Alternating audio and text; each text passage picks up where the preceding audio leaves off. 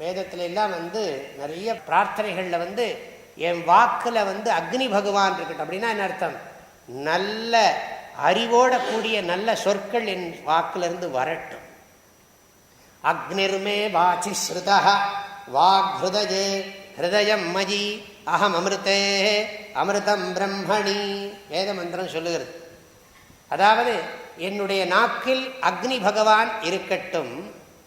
எல்லாம் வாயெல்லாம் நெருப்புன்னு அர்த்தம் இல்லை. அக்னி பகவான் இருக்கட்டும். அந்த நாக்கு என் உள்ளத்தில் இருக்கட்டும். வாக்ஹ்ருதயே அது ஹிருதயத்தில் இருக்கட்டும். ஹிருதயம் மயி ஹிருதயம் என்னிடத்தில் இருக்கட்டும்.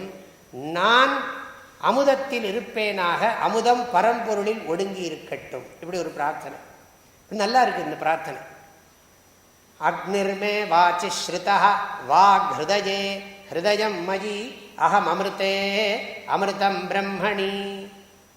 என்னுடைய பிராணன்ல யார் இருக்கட்டும்? வாயுர்மே பிராணே ஸ்ருதா என்னுடைய பிராணன் மூச்சு காற்று இருக்கே அதுல வாயு பகவான் இருக்கட்டும். பிராணோ ஹிருதயே ஹிருதயம் மயி அகம் அமிர்தே அமிர்தம் பிரம்மணி. என் கண்ணுல யார் இருக்கணும்?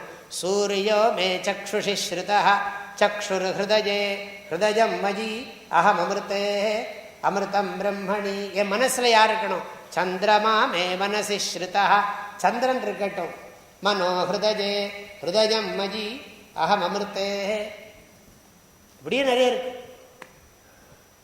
நிறைய நம்ம உடம்புல இருக்கக்கூடிய எல்லா அம்சங்கள்லையும் இறைவன் எப்படி குடிகொள்ள வேண்டும் என்று அற்புதமான பிரார்த்தனைகள்லாம் இருக்கு.